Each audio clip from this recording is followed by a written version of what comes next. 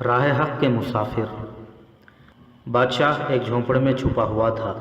یہ واقعہ اپریل 1175 رمضان المبارک 570 کا ہے، جب 3 مسلمان حکمران نور الدین زنگی کا بیٹا الملک الصالح گمشتگین اور سیف الدین غازی سلطان صلاح الدین ایوبی کے مقابلے میں آئے تھے۔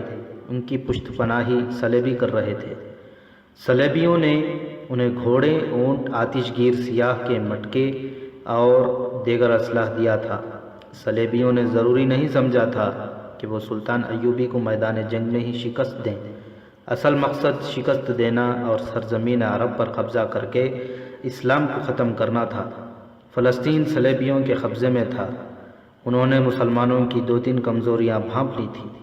یہ تھیں اقتدار کی ہوس، زر، زن اور عیش پرستی۔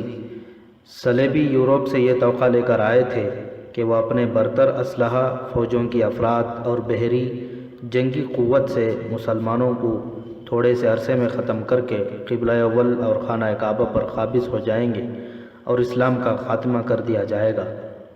مذہب کوئی درخت نہیں جسے جڑوں سے کاٹ دیا جائے تو سوکھ کر ختم ہو جائے گا۔ مذہب کسی ایک کتاب یا کتابوں کے انبار کا نام نہیں جسے جلا دیا جائے تو مذہب جل کر راکھ ہو جائے گا۔ مذہب عقائد اور نظریات کا نام ہے جو انسان کے ذہن و دل میں محفوظ ہوتے ہیں اور انسان کو اپنا پابند کیے رکھتے ہیں۔ انسانوں کو قتل کر دینے سے عقائد اور نظریات ختم نہیں ہو جاتے۔ کسی مذہب کو ختم کرنے کا ذریعہ صرف یہ ہے کہ ذہنوں اور دلوں میں تعیش پسندی اور لذت پرستی ڈال دی جائے۔ عقائد اور نظریات کی گرفت ڈھیلی پڑنے لگتی ہے اور انسان آزاد ہوتا چلا جاتا ہے۔ یہودیوں اور صلیبیوں نے مسلمانوں کے لیے یہی جال تیار کیا۔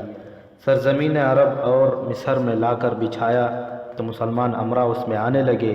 ملت اسلامیہ کی یہ بدبختی ہے کہ مسلمان اقتدار اور عورت کی خاطر عقیدے قربان کر دیا کرتا ہے۔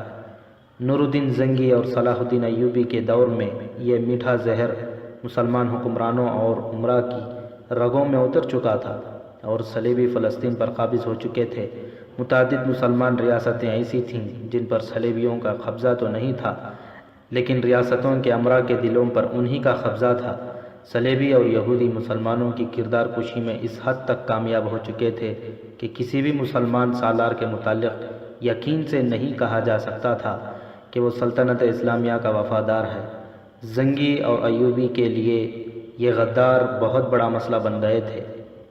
1174 سے 1175 میں سلطان ایوبی اور فلسطین کے درمیان کلمہ گو بھائی حائل ہو گئے تھے۔ صلیبی دور بیٹھے تماشا دیکھ رہے تھے۔ سلطان ایوبی ہر میدان میں صلیبیوں کو شکست پہ شکست دیتا چلا آ رہا تھا، مگر صلیبیوں نے مسلمان امراء کو ہی اس کے مقابلے پر کھڑا کر دیا۔ اس کا بے حد تکلیف دہ پہلو یہ تھا کہ نور الدین زنگی کا اپنا بیٹا الملک الصالح اسماعیل اس کی وفات کے بعد سلطان ایوبی کے مخالف کیمپ میں چلا گیا۔ وہ بادشاہ جو اپریل 1175 میں ایک جھونپڑے میں بیٹھا تھا، الملک الصالح کا اتحادی سیف الدین غازی تھا۔ ان کا تیسرا اتحادی گمشتگین تھا۔ آپ اس معرکے کی تفصیل پڑھ چکے ہیں جس میں سلطان ایوبی نے ان تینوں کی متحدہ فوج کو ایسی شرمناک شکست دی تھی کہ تینوں اپنی اپنی فوج کے مرکز ہیڈ کوارٹر کے خیمے ساز و سامان سمیت چھوڑ کر بھاگ گئے تھے۔ ان کی جو جنگی قیدی سلطان ایوبی کی فوج نے پکڑے تھے انہیں مسلمان سمجھ کر رہا کر دیا گیا تھا۔ یہ سلطان ایوبی کی قوم پرستی اور کشادہ ظرفی تھی جو اسے مہنگی پڑی۔ یہ قیدی واپس گئے تو انہیں فوج میں لے کر چند دنوں میں بکھری ہوئی فوجیں منظم کر لی گئی۔ یہ تو چند دنوں بعد کی بات ہے۔ میدان جنگ سے الملک الصالح، سیف الدین غازی اور گمشتگین کا بھاگنا بڑا عجیب تھا۔ انہیں ایک دوسرے کا ہوش نہیں تھا۔ گمشتگین ہرن کا قلعے دار تھا جو بغداد کے خلافت کے تحت تھا، لیکن جنگ سے پہلے اس نے خود مختاری کا اعلان کر دیا تھا۔ وہ بھاگا تو ہرن جانے کے بجائے حلب چلا گیا، جسے الملک الصالح نے اپنا دارالخلافہ بنا رکھا تھا۔ وہ اس خوف سے ہرن نہیں گیا کہ سلطان صلاح الدین ایوبی تعاقب میں آ کر اسے پکڑ لے گا۔ سیف الدین ایک اور شہر موصل اور اس کے مسافات کا حکمران امیر تھا۔ وہ حکمران ہی نہیں سالار بھی تھا۔ میدان جنگ کے داو پیچ سے واقف تھا، مگر اس نے اپنا ایمان بیچ ڈالا تھا، جو مومن کی تلوار بھی ہوتا ہے، ڈھال بھی۔ وہ میدان جنگ میں بھی حرم کی چیدہ لڑکیوں اور ناچنے والیوں کو ساتھ لے گیا تھا۔ شراب کے مٹکوں کے علاوہ خوبصورت پرندے بھی اس کے ساتھ تھے۔ وہ عیش و عشرت کا یہ سارا سامان وہیں چھوڑ کر بھاگا۔ اس کے ساتھ بھاگنے والوں میں اس کا نائب سالار اور ایک کمانڈر بھی تھا۔ اسے موصل جانا تھا، لیکن سلطان ایوبی کے چھاپہ مار دشمن اس کے عقب میں چلے گئے تھے۔ انہوں نے دشمن کی بکھری ہوئی فوج کے لیے پسپائی محال کر دی تھی۔ سیف الدین اور اس کے دونوں ساتھیوں نے شاید چھاپہ ماروں کی کوئی پارٹی دیکھ لی تھی، جسے بچنے کے لیے وہ موصل کے راستے سے بھٹک گئے۔ یہ علاقہ اس دور میں عجیب تھا، ریگستان بھی تھا، چٹانی بھی، اور کہیں سرسبز بھی۔ وہاں انہیں چھپنے کی جگہیں ملتی رہیں۔ وہ موصل سے تھوڑی ہی دور تھے۔ رات گہری ہو گئی تھی۔ انہوں نے چاندنی رات میں کچھ مکان نظر آئے۔ سیف الدین نے پہلے ہی مکان کے دروازے پر دستک دی۔ ایک سفید ریش بوڑھا باہر آیا۔ اس کے سامنے 3 گھوڑ سوار کھڑے تھے، جو اس قدر بری طرح ہانپ رہے تھے کہ بوڑھے نے پوچھا، معلوم ہوتا ہے تم بھی موصل کی فوج کے سپاہی ہو اور بھاگ کر آئے ہو۔ میں 2 دنوں سے سپاہیوں کو گزرتے دیکھ رہا ہوں۔ وہ پانی پینے کے لیے رکتے ہیں اور موصل کو چلے جاتے ہیں۔ یہاں سے موصل کتنی دور ہے؟ سیف الدین نے پوچھا۔ اگر تمہارے گھوڑوں میں دم ہے تو شہری تک پہنچ سکتے ہو، بوڑھے نے کہا۔ یہ گاؤں موصل کا ہی ہے۔ اگر تمہارے پاس جگہ ہو تو کیا ہم رات تمہارے ہاں گزار سکتے ہیں؟ سیف الدین نے پوچھا۔ جگہ دل میں ہوا کرتی ہے، بوڑھے نے جواب دیا۔ گھوڑوں سے اترو اور اندر چلو۔ ایک کمرے میں وہ تینوں مشعل کی روشنی میں بیٹھے تھے تو بوڑھے نے ان کے لباس کو غور سے دیکھا۔ ہمیں پہچاننے کی کوشش کر رہے ہو؟ سیف الدین نے مسکرا کر پوچھا۔ میں دیکھتا ہوں کہ تم سپاہی نہیں ہو، بوڑھے نے کہا۔ تمہارا رتبہ سالاری تک ہو سکتا ہے۔ یہ والیہ موصل سیف الدین غازی ہیں، نائب سالار نے کہا۔ تم نے کسی معمولی آدمی کو پناہ نہیں دی، تمہیں اس کا انعام ملے گا۔ میں نائب سالار ہوں اور یہ کمانڈر ہے۔ ایک بات غور سے سن لو میرے بزرگ، سیف الدین نے کہا۔ ہو سکتا ہے ہمیں تمہارے گھر زیادہ دن رکنا پڑے۔ ہم دن کے وقت باہر نہیں نکلیں گے، کسی کو پتہ نہ چلے کہ ہم یہاں ہیں۔ اگر کسی کو پتہ چل گیا تو تمہیں سزا ملے گی، اور اگر تم نے یہ راز چھپائے رکھا تو انعام ملے گا، جو مانگو گے ملے گا۔ میں نے والیہ موصل کو پناہ نہیں دی، بوڑھے نے کہا۔ آپ بھولے بھٹکے مصیبت کے مارے میرے ہاں آئے ہیں۔ جتنے دن رہیں گے خدمت کروں گا۔ اگر آپ چھپ کر رہنے کی خواہش مند ہیں تو چھپائے رکھوں گا، اور مجھے آپ کے ساتھ اس لیے بھی دلچسپی ہے کہ میرا بیٹا آپ کی فوج میں سپاہی ہے۔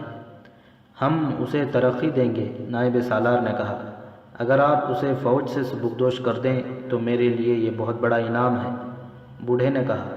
ہاں، سیف الدین نے کہا، ہم اسے فوج سے سبکدوش کر دیں گے۔ ہر باپ کی خواہش ہوتی ہے کہ اس کا بیٹا زندہ رہے۔ میں نے اس کی زندگی کی آرزو کبھی نہیں کی، بوڑھے نے کہا۔ میں نے اسے اپنی قوم کی فوج میں بھیج کر خدا کے سپرد کیا تھا۔ میں بھی سپاہی تھا۔ آپ ابھی پیدا نہیں ہوئے تھے جب میں فوج میں بھرتی ہوا تھا۔ اللہ آپ کے والد مرحوم قطب الدین غازی کو جنت عطا فرمائے۔ میں ان کے دور میں سپاہی تھا۔ ہم نے کفار کے خلاف معرکے لڑے ہیں، مگر میرے بیٹے کو آپ اپنے بھائیوں کے خلاف لڑانے لے گئے ہیں۔ میں اس کی شہادت کا آرزو مند تھا، موت کا نہیں۔ صلاح الدین ایوبی نام کا مسلمان ہے، سیف الدین نے کہا۔ اس کے خلاف جنگ جائز ہے، بلکہ فرض ہے۔ محترم بزرگ، نائب سالار نے کہا، ان باتوں کو آپ نہیں سمجھیں گے۔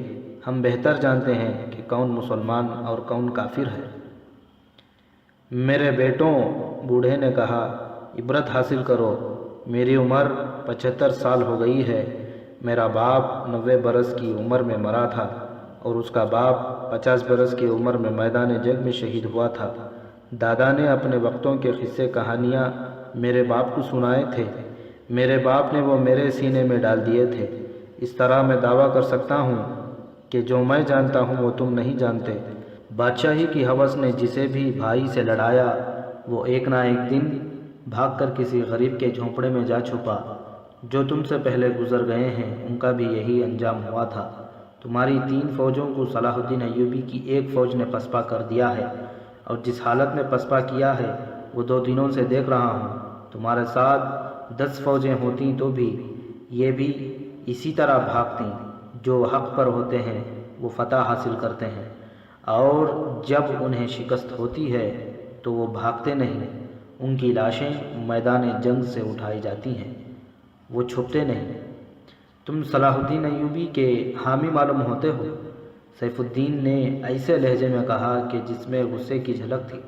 ہمیں تم پر بھروسہ نہیں کرنا چاہیے۔ میں آپ کا حامی ہوں، بوڑھے نے کہا۔ میں اسلام کا حامی ہوں۔ میں اپنے تجربے کی روشنی میں آپ کو یہ بتانا چاہتا ہوں کہ آپ نے اپنے بھائیوں کے دشمن کو دوست سمجھا اور یہ نہ سمجھ سکے کہ وہ آپ کے مذہب کا دشمن ہے۔ آپ کی شکست کا سبب یہی ہے۔ آپ مجھ پر بھروسہ کریں۔ اگر سلطان صلاح الدین ایوبی کی فوج یہاں اچانک آ گئی تو میں آپ کو چھپائے رکھوں گا، دھوکہ نہیں دوں گا۔ اتنے میں ایک جوان اور خوبصورت لڑکی کھانا لے کر کمرے میں آئی۔ اس کے پیچھے ایک جوان عورت آئی، اس کے ہاتھ میں بھی کھانا تھا۔ سیف الدین کی نظریں لڑکی پر جم گئیں۔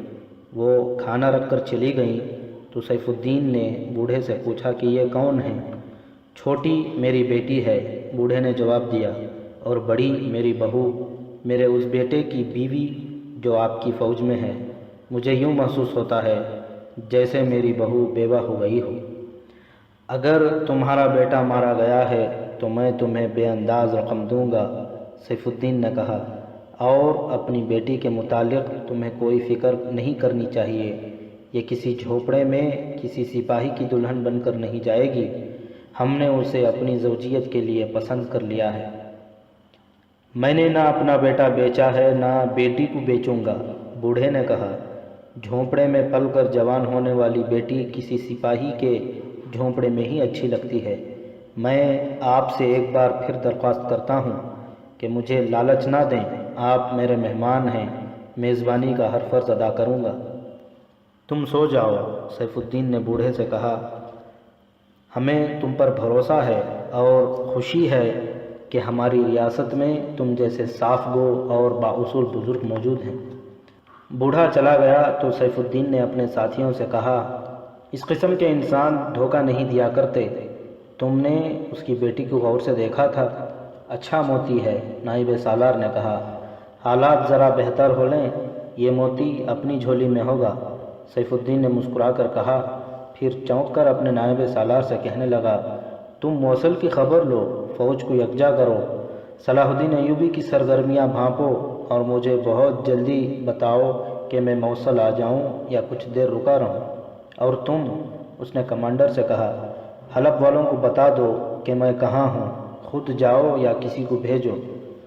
دونوں روانہ ہو گئے۔ سیف الدین جو شراب میں بدمست ہو کر حسین سے حسین تر لڑکیوں سے دل بہلا کر محل میں سونے کا عادی تھا، ایک کچے سے مکان کی فرش پر سو گیا۔ اس سے 1 روز پہلے کا واقعہ ہے۔ میدان جنگ سے ایک سپاہی بھاگا ہوا موصل کی طرف جا رہا تھا۔ وہ گھوڑا دوڑاتا تھا، رکتا تھا اور آہستہ آہستہ چلانے لگتا تھا۔ کبھی گھوڑا روک کر گھبراہٹ کے عالم میں ادھر ادھر دیکھتا تھا۔ وہ عام راستے سے کچھ ہٹ کر جا رہا تھا۔ معلوم ہوتا تھا اس پر خوف طاری ہے اور اس کا ذہن اس کے قابو میں نہیں۔ ایک جگہ اس نے گھوڑا روکا، اترا اور قبلہ رو ہو کر نماز پڑھنے لگا۔ دعا کے لیے ہاتھ اٹھائے تو زار و خطار رو پڑا۔ وہاں سے وہ اٹھا نہیں، سر ہاتھوں میں لے کر بیٹھا رہا۔ یہ فوجیں جب صلاح الدین ایوبی سے شکست کھا کر بکھری اور پسپا ہوئی تھیں، سلطان ایوبی کے کئی ایک جاسوس ان میں شامل ہو گئے تھے۔ یہ سلطان ایوبی کی انٹیلیجنس کا طریقہ تھا کہ جب دشمن پسپا ہوتا تھا تو کچھ جاسوس بھاگے ہوئے سپاہیوں یا جنگ کی ضد میں آئے ہوئے گاؤں کے مہاجروں کے بہروٹ میں دشمن کے علاقے میں چلے جاتے اور دشمن کی تنظیم نو، عزائم اور دیگر قوائف دیکھ کر اطلاعیں فراہم کرتے تھے۔ دمشق سے جب الملک الصالح اپنی فوج کے ساتھ بھاگا تھا تو بھی جاسوسوں کی خاصی تعداد فوج اور بھاگے ہوئے شہریوں کے ساتھ چلی گئی تھی۔ جیسا کہ پہلے وضاحت میں بیان کیا جا چکا ہے کہ سلطان ایوبی آدھی جنگ جاسوسی کے نظام سے جیت لیا کرتا تھا۔ جاسوسی کے لیے جن آدمیوں کو منتخب کیا جاتا وہ غیر معمولی طور پر ذہین، ٹھنڈے مزاج والے، فیصلے کی اہلیت اور خود اعتمادی رکھنے والے، لڑاکے اور پھرتیلے ہوتے تھے۔ اپریل 1175 میں سلطان ایوبی نے اپنے مسلمان دشمنوں کی متحدہ فوج کو شکست دی تو اس کی انٹیلیجنس کے سربراہ حسن بن عبداللہ نے ان جاسوسوں کو جو اس کام کے لیے تربیت یافتہ تھے، دشمن کی بکھری ہوئی فوج میں شامل ہو کر حلب، موصل اور ہرن تک جانے اور دشمن کے آئندہ عزائم معلوم کرنے کو بھیج دیا۔ ان میں بعض دشمن کی فوج کے لباس میں تھے اور بعض دیہاتی لباس میں۔ ان کا جانا بہت ہی ضروری تھا کیونکہ یہ خطرہ ہر لمحہ موجود تھا کہ دشمن تنظیم نو ری پروگرامنگ کر کے جوابی حملہ کرے گا۔ سلطان ایوبی نے دشمن کو جو نقصان پہنچایا تھا اس سے اسے اندازہ تھا کہ دشمن ری پروگرامنگ میں خاصے دن صرف کرے گا۔ دشمن کی 3 فوجیں تھیں۔ سلطان ایوبی کو یہ بھی معلوم تھا کہ اس کے 3 دشمن دلی طور پر ایک دوسرے کے ساتھ نہیں، تینوں میں سے ہر ایک کی خواہش یہ تھی کہ سلطان ایوبی کو شکست دے کر سلطنت اسلامیہ کا مختار کل اور شہنشاہ بن جائے۔ وہ ایک دوسرے کے بھی خلاف تھے، مگر فی الحال صورت یہ تھی کہ وہ سلطان ایوبی کو اپنا مشترک دشمن مانتے تھے، اس لیے یہ امکان موجود تھا کہ وہ تینوں فوجوں کو ایک فوج کی صورت میں منظم کر لیں گے اور جوابی حملہ کریں گے۔ سلطان ایوبی یہ بھی جانتا تھا کہ عیاشوں کے دل دادا میدان جنگ میں نہیں ٹھہر سکتے، لیکن اسے یہ بھی معلوم تھا کہ اس کے دشمن کو صلیبیوں کی مدد اور پشت پناہی حاصل ہے اور ان کے پاس صلیبی مشیر بھی موجود ہیں۔ اس کے علاوہ مسلمان سالاروں میں سے 2-3 ایسے تھے جو قیادت کی اہلیت رکھتے تھے۔ ان میں مظفر الدین ابن زین الدین خاص طور پر قابل ذکر تھا۔ وہ سلطان ایوبی کی فوج میں سالار رہ چکا تھا، اس لیے سلطان ایوبی کے داؤ پیچ کو خوب سمجھتا تھا۔ صلیبی مشیروں اور مظفر الدین جیسے سالاروں نے سلطان ایوبی کو بہت چوکس کر دیا تھا۔ اسے جو عنصر زیادہ پریشان کر رہا تھا وہ اس کی اپنی فوج کی کیفیت تھی جو تسلی بخش کہلائی جا سکتی تھی، لیکن یہ خطرہ تھا کہ فوری طور پر دوسری جنگ نہیں لڑ سکے گا۔ جانی نقصان کم نہ تھا، دشمن کو شکست تو دی تھی مگر کچھ قیمت بھی دینی پڑی تھی جو تھوڑی نہیں تھی۔ سلطان ایوبی کے لیے ایک مشکل یہ بھی تھی کہ وہ اپنے مستقر سے دور تھا۔ رسد اس کے ساتھ تھی لیکن طویل جنگ کے صورت میں رسد کی کیفیت مخدوش ہو سکتی تھی۔ اس نے قریبی آبادیوں سے بھرتی شروع کرا دی تھی۔ لوگ بھرتی ہو رہے تھے، ان میں سے زیادہ تر تیغ زنی، تیر اندازی اور گھوڑ سواری میں واقف تھے، لیکن فوج کی صورت میں لڑانے کے لیے ٹریننگ کی ضرورت تھی۔ ٹریننگ شروع کر دی گئی تھی اور اس کے ساتھ ہی سلطان ایوبی نے پیش قدمی جاری رکھی تاکہ کام کے علاقوں پر قبضہ کر لیا جائے۔ اسے بعض مقامات مزاحمت کے بغیر مل گئے اور وہ ایسی جگہ پہنچ گیا جہاں دور دور تک سبزہ ہی سبزہ تھا اور پانی کی افراد تھی۔ فوج اور جانور تھک کر چور ہو چکے تھے۔ جانوروں کی یہ حالت تھی کہ اتنا زیادہ سبزہ اور پانی دیکھ کر وہ بھول ہی گئے تھے کہ ان کا استعمال اور فرائض کیا ہیں۔ سلطان ایوبی نے وہیں خیمہ زن ہونے کا حکم دے دیا۔ دیکھ بھال کے دستے موزون جگہوں پر بھیج دیے۔ جاسوس پہلے ہی چلے گئے تھے، اسے حکم دینے کی ضرورت نہیں پڑتی تھی۔ یہ نظام ایک مشین کی طرح از خود چلتا تھا۔ یہ مقام جہاں سلطان ایوبی نے قیام کیا تھا ترکمان کے نام سے مشہور تھی۔ اس کا پورا نام حباب الترکمان، ترکمان کا کنواں تھا۔ بھرتی اور تیز کر دو، سلطان ایوبی نے اپنی مرکزی کمان کی پہلی کانفرنس میں کہا۔ اجتماعی طور پر لڑنے کی تربیت اور زیادہ تیز کر دو۔ خدا نے تم پر کرم کیا ہے، تمہیں بڑا ہی احمق دشمن دیا ہے۔ اگر ان لوگوں میں کچھ سوجھ بوجھ ہوتی تو یہ پسپا ہو کر اس جگہ اکٹھے ہو جاتے۔ جنگی جانوروں اور سپاہیوں کے لیے یہ مقام جنت سے کم نہیں۔ یہاں تمہارے جانور اتنا چارہ کھا لیں گے کہ 10 روز بغیر چارے کے لڑ سکیں گے۔ میرے دوستوں، دشمن کو حقیر نہ سمجھو، فوج کو آرام دو، لیکن تیاری کی حالت میں رہنا۔ طبیبوں سے کہو کہ راتوں کو نہ سوئیں، زخمیوں کو بہت جلد صحت یاب کریں اور بیماروں کو دن رات نگرانی میں رکھیں۔ اور یاد رکھو، ہمارا مقصد اپنے بھائیوں کو قتل کرنا یا انہیں برا بھلا کہنا اور دھتکارنا نہیں۔ ہماری منزل فلسطین ہے۔ اگر آپس میں دست و گریباں ہوتے رہیں تو صلیبی اپنے مقصد میں کامیاب ہو جائیں گے۔ نظر فلسطین پر رکھو اور راستے میں جو رکاوٹ آئے اسے روندتے چلے جاؤ۔ اسی مقام پر صلاح الدین ایوبی کو الملک الصالح کی طرف سے صلح کا پیغام ملا تھا، جس کا تفصیلی تذکرہ پچھلی قسط میں کہا گیا ہے۔ سلطان ایوبی نے اپنی شرائط پر صلح نامہ قبول کر لیا۔ اس سے اسے یہ اطمینان ہو گیا کہ اس کے دشمن نے ہتھیار ڈال دیے۔ سلطان ایوبی نے یہ ثابت کرنے کے لیے کہ وہ اپنے بھائیوں کو دشمن نہیں سمجھتا، عالی ظرفی کا یہ مظاہرہ کیا تھا کہ اس نے دشمن کے جو جنگی قیدی پکڑے تھے انہیں مختصر سا واز دے کر رہا کر دیا تھا۔ الملک الصالح کے صلح نامے پر اپنی مہر ثبت کرنے سے پہلے بھی اس نے کوئی کڑی شرط نہ رکھی، کیونکہ وہ اپنے مسلمان بھائیوں کو ذہن نشین کرانا چاہتا تھا کہ تمہارا دشمن میں نہیں ہوں، صلیبی ہیں۔ اس پیغام نے اسے جو اطمینان دیا تھا وہ 3-4 دنوں سے زیادہ نہ رہا، کیونکہ اسے الملک الصالح کا ایک اور پیغام ملا۔ اس نے کھول کر دیکھا تو یہ اس کے نام نہیں بلکہ سیف الدین غازی کے نام تھا، جو غلطی سے قاصد سلطان ایوبی کے پاس لے کر آیا تھا۔ پچھلی قسط میں اس پیغام کا تفصیلی ذکر کیا گیا ہے۔ اس پیغام سے یہ ظاہر ہوا کہ سیف الدین غازی سلطان ایوبی کے دشمن نمبر 2 نے الملک الصالح کو لکھا تھا کہ اس نے سلطان ایوبی کے ساتھ صلح کر کے غلطی کی ہے اور اپنے اتحادیوں کو دھوکہ دیا ہے۔ سیف الدین نے اس کے پیغام کے جواب میں الملک الصالح نے اسے لکھا تھا کہ تم لوگ بے فکر رہو، میں نے صلاح الدین ایوبی کو صلح کا دھوکہ دیا ہے تاکہ وہ اس حالت میں ہم پر نہ آ دھمکے جبکہ ہماری فوجیں فوری طور پر مقابلے کے لیے تیار نہیں۔ میں جانتا ہوں کہ صلاح الدین ایوبی کی نظر حلب پر ہے، اس کی فوج بھی ابھی حملے کے لیے تیار نہیں۔ میں نے وقت حاصل کرنے کے لیے اسے صلح کا جھانسا دیا ہے۔ تم لوگ اپنی اپنی فوج کو منظم کرو۔ صلیبی مشیر میری فوج کو تیزی سے منظم اور تیار کر رہے ہیں۔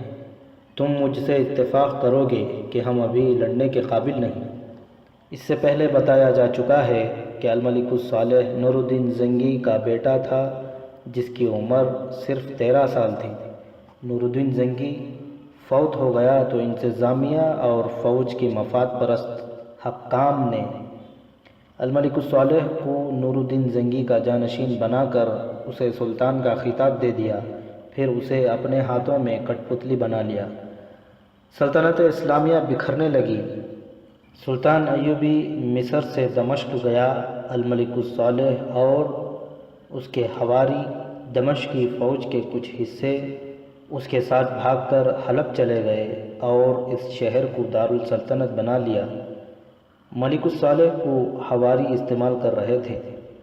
سلطان ایوبی کو صلح کا دھوکہ انہی لوگوں نے صلیبی مشیروں کے مشورے سے دیا تھا، مگر پیغام سیف الدین کے پاس جانے کے بجائے سلطان ایوبی کے ہاتھ آ گیا۔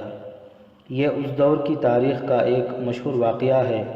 بعض مورخین نے لکھا ہے کہ قاصد یہ پیغام غلطی سے صلاح الدین ایوبی کے پاس لے گیا تھا، لیکن مسلمان مورخین نے، جن میں سراج الدین قابل ذکر ہے، دعووں سے لکھا ہے کہ قاصد سلطان صلاح الدین ایوبی کا جاسوس تھا۔ سلطان ایوبی کو اس پیغام نے پریشان کر دیا، لیکن اس کی پریشانی سے متاثر ہو کر فوری طور پر کوچ اور حملے کا حکم نہ دیا۔ دشمن کی طرح اسے بھی اپنی فوج کی کیفیت کو بہتر بنانے کی ضرورت تھی۔ اس کے پیش نظر سب سے پہلے اہم پہلو یہ تھا کہ اس کا دشمن اپنے مستقر کے قریب تھا اور وہ خود مستقر سے بہت دور۔ رسد کا راستہ طویل اور غیر محفوظ ہو گیا تھا۔ اس کے علاوہ وہ اندھا دھند پیش قدمی کا قائل نہیں تھا۔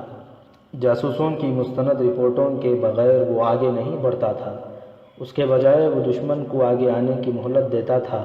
چنانچہ اس نے حسن بن عبداللہ سے کہا کہ وہ کچھ اور جاسوس دشمن کے علاقے میں بھیج دے جو بہت جلدی معلومات حاصل کر کے بھیجیں۔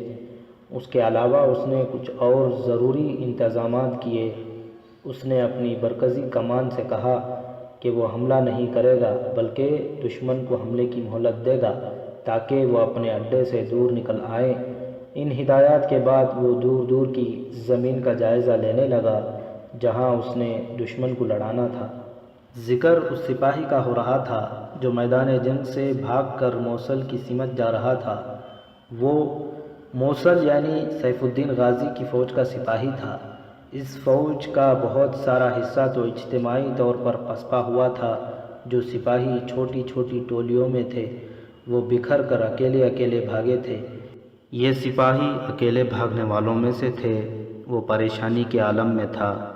اس نے ایک جگہ گھوڑا روکا، نماز پڑھی اور دعا کرتے رو پڑا۔ پھر وہ اٹھا نہیں، سر ہاتھوں میں لے کر بیٹھا رہا۔ ایک گھوڑ سوار اس کے قریب جا رکا۔ سپاہی عالم خیال میں ایسا محو تھا کہ گھوڑے کے قدموں کی آہٹ بھی اسے بیدار نہ کر سکی۔ سوار گھوڑے سے اترا اور سپاہی کے کندھے پر ہاتھ رکھا۔ تب اس نے بدک کر اوپر دیکھا۔ یہ تو میں بتا سکتا ہوں کہ تم میدان جنگ سے پسپا ہو کر آئے ہو۔ سوار نے اس کے پاس بیٹھے ہوئے کہا، لیکن تم اس طرح کیوں بیٹھے ہو؟ اگر زخمی ہو تو میں کچھ مدد کروں؟ میرے جسم پر کوئی زخم نہیں، سپاہی نے جواب دیا اور دل پر ہاتھ رکھ کر کہا، میرے دل میں گہرا زخم آیا ہے۔ یہ گھوڑ سوار جو اس کے پاس آ بیٹھا تھا سلطان ایوبی کے ان جاسوسوں میں سے تھا جنہیں دشمن کی پسپائی سے فائدہ اٹھاتے ہوئے دشمن کے علاقے میں جانے کو بھیجا گیا تھا۔ اس کا نام داؤد تھا۔ ٹریننگ کے مطابق وہ اس سپاہی کا غور سے جائزہ لے رہا تھا۔ اسے وہ استعمال کر سکتا تھا۔ اپنی ذہانت سے وہ سمجھ گیا کہ یہ سپاہی جذباتی لحاظ سے اکھڑا ہوا ہے اور یہ شکست کی دہشت کا اثر ہے۔ اس نے سپاہی کے ساتھ ایسی باتیں کی کہ سپاہی کے دل میں جو غبار تھا وہ باہر آ گیا۔ سپاہ گیری میرا خاندانی پیشہ ہے، سپاہی نے کہا۔ میرا باپ سپاہی تھا، دادا بھی سپاہی تھا۔ سپاہ گیری ہمارا ذریعہ معاش بھی ہے اور ہماری روح کی غذا بھی۔ میں اللہ کا سپاہی ہوں، اپنے مذہب اور اپنی قوم کے لیے لڑتا ہوں۔ مجھے معلوم تھا کہ صلیبی ہمارے مذہب کے بدترین دشمن ہیں، اور مجھے یہ بھی معلوم ہے کہ ہمارا قبلہ اول صلیبیوں کے قبضے میں ہے۔ میرے باپ نے مجھے دوستی اور دشمنی کی تاریخ زبانی سنائی تھی۔ میں اسلامی جذبے سے فوج میں شامل ہوا تھا۔ تھوڑا عرصہ گزرا، ہمیں بتایا جانے لگا کہ صلاح الدین ایوبی صلیبیوں کا دوست ہے اور بدکار آدمی ہے۔ اس سے پہلے ہم سنتے تھے کہ صلاح الدین ایوبی صلیبیوں کے خلاف لڑ رہا ہے اور صلیبی اس سے ڈرتے ہیں اور وہ صلیبیوں سے قبلہ اول آزاد کرائے گا۔ ہماری فوج کے امام نے بھی ہمیں صلاح الدین ایوبی کے خلاف بہت بری بری باتیں بتائیں۔ ہم اپنی ریاست کے والی سیف الدین غازی کو سچا سمجھتے رہے۔ ایک روز ہماری فوج کو کوچ کا حکم ملا۔ ہم ادھر آئے تو جنگ ہوئی۔ جنگ کے دوران ہمیں پتہ چلا کہ ہم مسلمان فوج کے خلاف لڑ رہے ہیں۔ یہ صلاح الدین ایوبی کی فوج تھی۔ اس فوج کے سپاہی نعرے لگا رہے تھے، حق کے خلاف نہ لڑو مسلمانوں، تمہارے دشمن صلیبی ہیں، ہم نہیں۔ ہمارا ساتھ دو، قبلہ اول کو آزاد کراؤ، عیاش حکمرانوں کے لیے نہ لڑو۔ میں نے اس فوج کے جھنڈے دیکھے جن پر کلمہ طیبہ لکھا ہوا تھا۔ میرے دوست، میں نے ان سپاہیوں کو جس طرح لڑتے دیکھا اس سے صاف پتہ چلتا تھا کہ اللہ ان کے ساتھ ہے، ہمارے ساتھ نہیں۔ ہمیں کچھ پتہ نہیں چلتا تھا کہ تیر کدھر سے آ رہے ہیں اور شعلے کہاں سے اٹھ رہے ہیں۔ ایک جگہ چٹان پھٹی ہوئی تھی۔ میرے دل پر موت کا نہیں خدا کا خوف ایسا طاری ہوا کہ میرے بازوؤں میں طاقت نہ رہی کہ تلوار کا وزن اٹھا سکتے، گھوڑے کی باگیں کھینچنے کی ہمت نہ رہی۔ میں نے گھوڑا پھٹی ہوئی چٹان کے اندر کر لیا۔ میں بزدل نہیں ہوں مگر میرا سارا جسم کانپ رہا تھا۔ باہر تلواریں ٹکرا رہی تھیں، گھوڑوں کا شور تھا اور مجھے نعرے سنائی دے رہے تھے، رمضان شریف میں بھائیوں کے خلاف نہ لڑو۔ مجھے یاد آیا کہ ہمیں حکم ملا تھا کہ جنگ میں روزے معاف ہوتے ہیں۔ مجھے پتہ چلا کہ صلاح الدین ایوبی کے سپاہی روزے سے تھے۔ میں اس وقت تک ان میں سے 3 سپاہیوں کو قتل کر چکا تھا۔ ان کا خون میری تلوار پر جم گیا تھا۔ سپاہی اپنی تلوار پر خون دیکھ کر خوش ہوا کرتا ہے، مگر میں اپنی تلوار کو دیکھنے سے گھبرا رہا تھا، کیونکہ میری تلوار کے ساتھ میرے بھائیوں کا خون تھا۔ مجھ میں اب وہاں سے باہر نکلنے اور لڑنے کی ہمت نہیں تھی۔ میں وہیں دبکا رہا۔ صلاح الدین ایوبی کے ایک سوار نے مجھے دیکھ لیا اور مجھے للکارا۔ اس نے برچھی مجھ پر سیدھی کی۔ میں نے خون آلود تلوار اس کے گھوڑے کے قدموں پر پھینک دی اور کہا، میں تمہارا مسلمان بھائی ہوں، نہیں لڑوں گا۔ گھمسان کی جنگ کچھ دور تھی۔ یہ سوار شاید چھاپا مار تھا اور چھپے ہوئے سپاہیوں کو ڈھونڈ رہا تھا۔ وہ آگے آ گیا اور مجھ سے پوچھا، تمہیں احساس ہو گیا ہے کہ تم خدا کے سچے مسلمانوں کے خلاف لڑ رہے ہو؟ میں نے اپنے گناہ کا اقرار کیا اور کہا کہ یہ گناہ مجھ سے کرایا گیا ہے، مجھے گمراہ کیا گیا ہے۔ اس نے مجھ سے برچھی لے لی۔ تلوار تو میں پہلے ہی پھینک چکا تھا۔ اس نے ایک طرف اشارہ کر کے کہا، خدا سے اپنی گناہ کی بخشش مانگو اور ادھر کو نکل جاؤ، پیچھے نہ دیکھنا، میں اللہ کے حکم سے تمہاری جان بخشی کرتا ہوں۔ میری آنکھوں میں آنسو آ گئے تھے۔ میدان جنگ میں دشمن جان بخشی نہیں کیا کرتے۔ میں نے گھوڑے کو ایڑ لگائی اور جو راستہ اس نے بتایا تھا گھوڑا اس پر ڈال دیا۔ وہ محفوظ راستہ تھا۔ میں میدان جنگ سے دور نکل آیا۔ رات کو ایک جگہ رکا اور سو گیا۔ خواب میں مجھے وہ 3 سپاہی نظر آئے جنہیں میں نے جنگ میں قتل کیا تھا۔ ان کے جسموں سے خون بہہ رہا تھا۔ وہ میرے ارد گرد آہستہ آہستہ گھوم رہے تھے۔ ان کے پاس کوئی ہتھیار نہیں تھا۔ وہ مجھے کچھ نہیں کہہ رہے تھے، خاموش تھے۔ میرے دل پر ایسا خوف طاری ہو رہا تھا جس سے جسم سے جان نکل رہی تھی۔ میں نے بچوں کی طرح چیخنا شروع کر دیا اور میری آنکھ کھل گئی۔ اتنی ٹھنڈی رات میں بھی میرے جسم سے پسینہ پھوٹ رہا تھا۔ خوف سے میں مرا جا رہا تھا۔ میں نفل پڑھنے لگا اور روتا رہا۔ میں 3-4 دنوں سے بھٹک رہا ہوں۔ رات کو میں سو نہیں سکتا، دن کو کہیں چین نہیں آتا۔ رات کو خواب میں ان 3 سپاہیوں کو دیکھتا ہوں جو میری تلوار سے قتل ہوئے ہیں، اور دن کے وقت ان ویرانوں میں وہ مجھے اپنے ارد گرد گھومتے محسوس ہوتے ہیں، نظر نہیں آتے۔ اگر وہ سوار جس نے مجھے چٹان میں چھپا ہوا دیکھ لیا تھا مجھے قتل کر دیتا تو اچھا ہوتا۔ اس نے میری جان بخشی کر کے مجھ پر بہت بڑا ظلم کیا ہے۔ اگر میرے پاس تلوار ہوتی تو میں اپنے آپ کو ختم کر لیتا۔ میں نے اپنے رسول صلی اللہ علیہ وسلم کے 3 مجاہدوں کو قتل کیا ہے۔ تم زندہ رہو گے۔ داؤد نے اسے کہا، یہ خدا کی رضا ہے کہ تم مرو گے نہیں۔ میدان جنگ سے تم زندہ نکل آئے۔ تمہارے پاس خودکشی کرنے کے لیے کوئی ہتھیار نہیں۔ اس سے یہ ظاہر ہوتا ہے کہ خدا نے تم سے کوئی نیکی کا کام کرانے کے لیے زندہ رکھا ہے۔ خدا نے تمہیں موقع دیا ہے کہ گناہ کا کفارہ ادا کر دو۔ تم مجھے یہ بتاؤ کہ صلاح الدین ایوبی کے متعلق مجھے جو بری باتیں بتائی گئی تھیں وہ سچی ہیں یا جھوٹی؟ بالکل جھوٹی، داؤد نے جواب دیا۔ بات صرف یہ ہے کہ صلاح الدین ایوبی صلیبیوں کو یہاں سے نکال کر خدا کی حکمرانی قائم کرنا چاہتا ہے، اور سیف الدین اور اس کے دوست اپنی اپنی بادشاہی کے خواہش مند ہیں۔ انہوں نے صلیب کی پجاریوں کے ساتھ گہری دوستی کر لی ہے اور ان کی مدد سے یہ سب صلاح الدین ایوبی کے خلاف لڑنے آئے تھے۔ داؤد نے اسے پوری تفصیل سے بتایا کہ صلاح الدین ایوبی کیا ہے اور کیا ارادے رکھتا ہے۔ موصل کے حکمران سیف الدین کے متعلق اسے بتایا کہ وہ اتنا عیاش ہے کہ میدان جنگ میں بھی عیاشی کا سامان ساتھ لے گیا تھا۔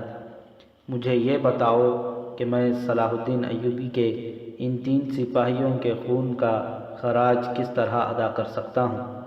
سپاہی نے داؤد سے پوچھا، اگر یہ بوجھ میرے دل سے نہ اترا تو میں بہت بری موت مروں گا۔ اگر مجھے کہو تو میں والی موصل سیف الدین کا قتل کر دوں۔ ایسی بھی کوئی ضرورت نہیں، داؤد نے کہا۔ تم پسند کرو گے کہ میں تمہارے ساتھ چلوں؟ تم کون ہو؟ سپاہی نے پوچھا۔ میں نے یہ تو تم سے پوچھا ہی نہیں کہ تمہارا نام کیا ہے اور تم کہاں سے آئے ہو، کہاں جا رہے ہو؟ میرا نام حارث ہے، میں موصل جا رہا ہوں۔ داؤد نے جھوٹ بولا، وہیں کا رہنے والا ہوں، جنگ کی وجہ سے میں راستے سے دور جا رہا ہوں۔ اگر تمہارا گاؤں راستے میں پڑتا ہے تو وہاں رکوں گا۔ میرا گاؤں دور نہیں، سپاہی حارث نے کہا۔ تم میرے گھر نہیں رکو گے تو زبردستی روکوں گا۔ تم نے میری زخمی روح کو سکون دیا ہے، میں نے اتنی اچھی باتیں کبھی نہیں سنی تھیں۔ میں گھر ہی جاؤں گا، موصل کی فوج میں اب کبھی نہیں جاؤں گا۔ مجھے امید ہے کہ تم مجھے نجات کا راستہ دکھا سکو گے۔ والی موصل سیف الدین غازی بوڑھے کے کچے سے مکان میں فرش پر گہری نیند سویا ہوا تھا۔ وہ کئی راتیں جاگا تھا۔ آج رات وہ اتنی گہری نیند سویا کہ مکان کے باہر والے دروازے پر دستک ہوئی تو اس کی آنکھ نہ کھلی۔ رات آدھی گزر گئی تھی۔ سفید ریش بوڑھے کی آنکھ کھل گئی۔ اس کی بیٹی اور بہو بھی جاگ اٹھیں۔ بوڑھے نے اکتائے ہوئے لہجے میں کہا، معلوم ہوتا ہے صلاح الدین ایوبی کا بھگایا ہوا موصل کا کوئی اور کمانڈر یا سپاہی آیا ہے، راستے میں گھر نہیں ہونا چاہیے۔ اس نے دروازہ کھولا تو باہر 2 گھوڑے کھڑے تھے، سوار اتر آئے تھے۔ حارث نے سلام کیا تو بوڑھا اس کے ساتھ لپٹ گیا، مگر اس نے محبت کی بےتابی کا اظہار الفاظ میں نہ کیا۔ بولا، میرے عزیز بیٹے، مجھے خوشی ہے کہ حرام موت سے بچ آئے ہو، ورنہ جب تک میں زندہ رہتا لوگوں سے یہی سنتا رہتا کہ تمہارا بیٹا اسلامی فوج کے خلاف لڑا تھا۔ اس نے اپنے بیٹے کے ساتھی داؤد کے ساتھ ہاتھ ملایا۔ داؤد کچھ کہنے لگا تھا، بوڑھے نے اپنے ہونٹوں پر انگلی رکھ دی، پھر سرگوشی میں کہا، تمہارا بادشاہ اور سالار اعلیٰ سیف الدین غازی اندر سویا ہوا ہے، گھوڑے خاموشی سے دوسری طرف لے جا کر باندھ دو اور اندر آ جاؤ۔ سیف الدین غازی؟ حارث نے حیرت سے کہا، یہاں کیسے آ گیا؟ شکست کھا کر، بوڑھے نے سرگوشیوں میں جواب دیا، اندر چلو۔ گھوڑے دوسری طرف سے اندر لے جا کر باندھ دیے گئے۔ داؤد اور حارث کو بوڑھا اندر لے گیا۔ حارث ہی اس کا وہ سپاہی بیٹا تھا جس کے متعلق اس نے سیف الدین کو بتایا تھا۔ حارث داؤد کو اسی کمرے میں لے گیا جہاں اس کی بیوی اور جوان بہن تھی۔ اس نے باپ سے کہا، اس کا نام داؤد ہے، اس سے بہتر اور کوئی دوست نہیں ہو سکتا۔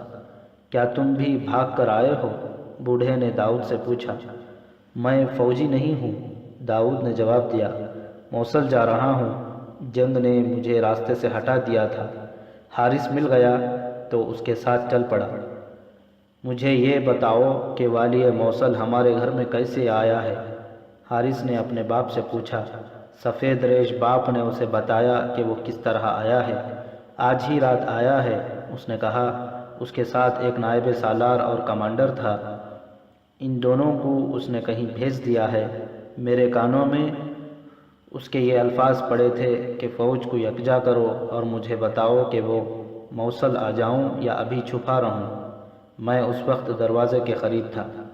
کیا آپ نے اس کی باتوں سے محسوس کیا ہے کہ وہ موصل کی فوج کو یکجا کر کے فوری طور پر لڑنا چاہتا ہے؟ داؤد نے پوچھا۔ ابھی تو وہ اتنا ڈرا ہوا ہے کہ مجھے کہتا تھا کہ کسی کو پتہ نہ چلنے دو کہ یہ یہاں ہے۔ بوڑھے نے جواب دیا، میں اپنے تجربے کی بنا پر کہہ سکتا ہوں کہ اس کا یہ ارادہ صلاح الدین ایوبی کے خلاف لڑنے کا ضرور ہے۔ اپنے کمانڈر کو اس نے موصل کی بجائے کسی اور طرف بھیجا ہے۔ میں اسے قتل کروں گا، حارث نے کہا۔ اس نے مسلمان کے خلاف لڑایا ہے۔ اللہ اکبر کے نعرے لگانے والوں نے ایک دوسرے کا خون بہایا ہے، مجھے پاگل کیا ہے۔ وہ غصے سے بے قابو ہو کر اٹھا، دیوار کے ساتھ اس کے باپ کی تلوار لٹک رہی تھی، وہ لے لی۔ باپ نے پیچھے سے اسے دبوچ لیا، داؤد نے اس کا بازو پکڑ لیا۔ حارث بے قابو ہوا جا رہا تھا۔ باپ نے اسے کہا کہ پہلے میری بات سن لو۔ داؤد نے ابھی اسے روکا اور کہا کہ ایسے فیصلے کرنے سے پہلے سوچ لینا اچھا ہوتا ہے۔ ہم اسے قتل کر کے ہی چین کا سانس لیں گے، لیکن پہلے آپس میں صلح مشورہ کر لیں۔ حارث مان تو گیا، لیکن پھنکار رہا تھا۔ غصے کی شدت سے اس کی آنکھیں سرخ ہو گئی تھیں۔ اسے قتل کرنا کوئی مشکل کام نہیں۔ بوڑھے نے اپنے بھپرے ہوئے بیٹے کو بٹھا کر کہا، وہ گہری نیند سویا ہوا ہے، اسے تو میرے ناتواں بازو بھی قتل کر سکتے ہیں۔ اس کی لاش کو چھپایا بھی جا سکتا ہے، مگر اس کے جو 2 ساتھی چلے گئے ہیں وہ ہمیں چھوڑیں گے نہیں، وہ ہمیں شک میں پکڑ لیں گے۔ تمہاری جوان بیوی اور جوان بہن کے ساتھ بہت برا سلوک کریں گے۔ اگر ہم انہیں بتائیں گے کہ والی موصل چلا گیا ہے تو وہ نہیں مانیں گے، کیونکہ اس نے انہیں کہا تھا کہ وہ یہیں واپس آئیں۔ معلوم ہوتا ہے آپ سیف الدین کو سچا سمجھتے ہیں، حارث نے کہا۔ آپ مسلمان کے خلاف مسلمان کی لڑائی کو بھی جائز سمجھتے ہیں۔ یہ بھی ایک وجہ ہے کہ میں اسے اپنے گھر میں قتل نہیں کرنا چاہتا، بوڑھے نے کہا۔ میں نے اسے صاف الفاظ میں بتا دیا ہے کہ میں اسے سچا نہیں سمجھتا۔ اس نے مجھے کہا کہ تم صلاح الدین ایوبی کے حامی معلوم ہوتے ہو۔ اس نے مجھے یہ لالچ بھی دیا کہ اگر تمہارا بیٹا جنگ میں مارا گیا تو میں اس کے عوض بہت رقم دوں گا۔ میں نے اس سے کہا کہ میں اپنے بیٹے کی شہادت کا خواہش مند ہوں، حرام موت یا رقم کا نہیں۔ سیف الدین میرے خیالات جان گیا۔ اگر ہم نے اسے قتل کر کے لاش غائب کر دی تو اس کا نائب سالار فوراً مجھے پکڑے گا اور کہے گا کہ تم صلاح الدین ایوبی کے حامی ہو، اس لیے تم نے والی موصل کو قتل کر دیا ہے۔ داؤد بھائی، حارث نے داؤد سے پوچھا، تم بتاؤ میں کیا کروں؟ تم نے میری جذباتی حالت دیکھی تھی۔ تم نے کہا تھا کہ خدا نے مجھے گناہ کا کفارہ ادا کرنے کے لیے زندہ رکھا ہے۔ اس سے بڑھ کر نیکی کا اور کیا کام ہو سکتا ہے کہ اس حکمران کو ختم کر دوں جس نے ہزاروں مسلمانوں کو مسلمانوں کے ہاتھوں قتل کرایا ہے۔ تم دانشمند انسان ہو۔ اس ایک آدمی کو قتل کرنے سے کچھ حاصل نہ ہوگا، داؤد نے کہا۔ اس کے دوست بھی ہیں جو حلب میں ہیں اور ہرن میں بھی، ان کے بہت سے سالار ہیں اور ان کی 3 فوجیں ہیں۔ اکیلے سیف الدین کے قتل سے یہ سب صلاح الدین ایوبی کے آگے ہتھیار نہیں ڈال دیں گے۔ ہتھیار ڈلوانے کا طریقہ اور ہوتا ہے۔ اس کے لیے یہ ضروری ہے کہ ان سب کو میدان جنگ میں ایسا بے بس کر دیا جائے کہ ہتھیار ڈال دیں اور صلاح الدین ایوبی کی شرائط ماننے پر مجبور ہو جائیں۔ یہ کام صلاح الدین ایوبی کے سوا اور کون کر سکتا ہے؟ حارث نے کہا، میرے سینے میں جو آگ بھڑک رہی ہے وہ کس طرح سرد ہوگی؟ مجھے خدا 3 مجاہدین اسلام کا خون کیوں کر بخشے گا؟ داؤد بہت خوش تھا کہ اسے والی موصل یہیں مل گیا ہے۔ وہ حارث اور اس کے باپ کو یہ بتانے سے جھجک رہا تھا کہ وہ جاسوس ہے۔ جاسوس کو جذبات میں آ کر اپنا پردہ نہیں اٹھانا چاہیے، مگر پردہ اپنے اوپر ڈالے رکھنے سے وہ کچھ بھی نہیں کر سکتا تھا۔ اس نے تو یہ سوچ لیا تھا کہ سیف الدین جہاں بھی جائے گا وہ اس کا تعاقب کرے گا اور اس کی سرگرمیوں کو غور سے دیکھے گا، لیکن اتنے دن حارث کے گھر میں ٹھہرنا مشکل نظر آ رہا تھا۔ اسے باپ بیٹے کے تعاون کی ضرورت تھی، یہ فیصلہ کرنے کے لیے کہ وہ اعتماد میں لے یا نہ لے۔ اس نے ان کے ساتھ اپنے انداز سے باتیں شروع کر دیں۔ اس نے دیکھا کہ حارث تو سیف الدین کو قتل کرنے پر تلا ہی ہوا ہے۔ اس کا باپ بھی صلاح الدین ایوبی کے اس دشمن کا نام حقارت سے لیتا ہے۔ اگر میں آپ کو ایسا طریقہ بتاؤں جس سے سیف الدین آئندہ اٹھنے کے قابل نہ رہے تو کیا آپ میرا ساتھ دیں گے؟ داؤد نے اس سے پوچھا، میرے بیٹے کی طرح تم جذبات سے نہیں سوچ رہے تو میں تمہارا ساتھ دوں گا، بوڑھے نے کہا، اور میں قتل سے ہٹ کر کچھ اور نہیں سنوں گا۔ حارث نے کہا، اگر تم اپنی عقل اور اپنے جذبات کی لگام میرے ہاتھ میں دے دو تو تمہارے ہاتھوں ایسا کام کراؤں جو تمہاری روح کو سکون اور چین سے مالا مال کر دے۔ داؤد نے دونوں کو بڑی غور سے دیکھا۔ حارث کی بیوی اور بہن ذرا الگ ہٹ کر بیٹھی سن رہی تھی۔ داؤد نے انہیں بھی غور سے دیکھا اور کہا، مجھے قرآن دو۔ حارث کی بہن نے اٹھ کر قرآن اٹھایا، آنکھوں سے لگایا، چوما اور داؤد کو دے دیا۔ داؤد نے بھی قرآن کو آنکھوں سے لگایا، چوما اور قرآن کھولا۔ اس نے ایک جگہ انگلی رکھی اور پڑھا،